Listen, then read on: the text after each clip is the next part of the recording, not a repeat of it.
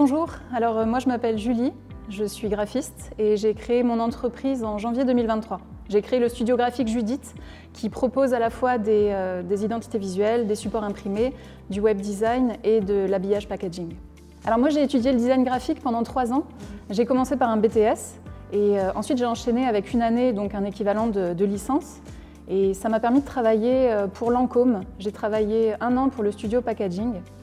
Et après cette année, j'avais très envie de me rapprocher des univers du patrimoine, de la culture et de l'art. Donc j'ai repris des études et j'ai fait une licence en protection, valorisation du patrimoine.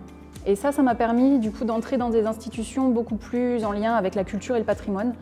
Et ça m'a permis de travailler notamment pour le musée des Augustins à Toulouse. Voilà. Et donc après 7 ans en tout et pour tout de salariat, j'ai décidé de me lancer dans l'entrepreneuriat et j'ai ouvert le studio graphique en janvier 2023. Le graphisme, la racine du mot graphique, c'est graphéine, c'est un mot grec et qui a 2 significations, à la fois l'écriture et à la fois la peinture. Et je trouve que le métier de graphiste, aujourd'hui, reprend exactement ces 2 principes-là, c'est-à-dire qu'on a à la fois de la communication, du storytelling, l'art de raconter une histoire, et il y a aussi de la création. Et moi, ce qui m'intéresse beaucoup avec ce métier, finalement, c'est de donner du sens à ce qu'on fait. Je m'intéresse beaucoup à la communication auprès du public non et malvoyant. Et c'est un sacré challenge, finalement, de réussir à trouver, à créer un support de communication qui va au-delà du simple fait d'être regardé et d'être vu.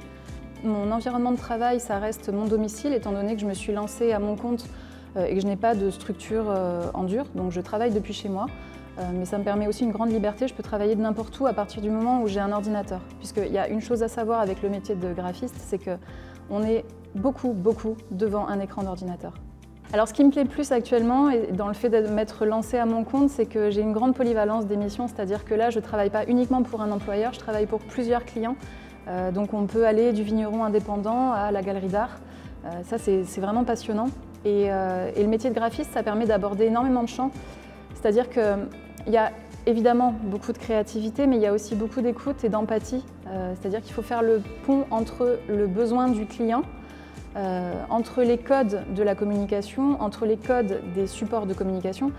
Et surtout, il faut faire le pont aussi avec la cible du client. C'est-à-dire qu'on l'oublie, mais le client et sa cible n'ont souvent pas du tout le même profil. Donc il faut réussir à adapter tout ça. En fait, c'est vraiment un métier d'équilibriste.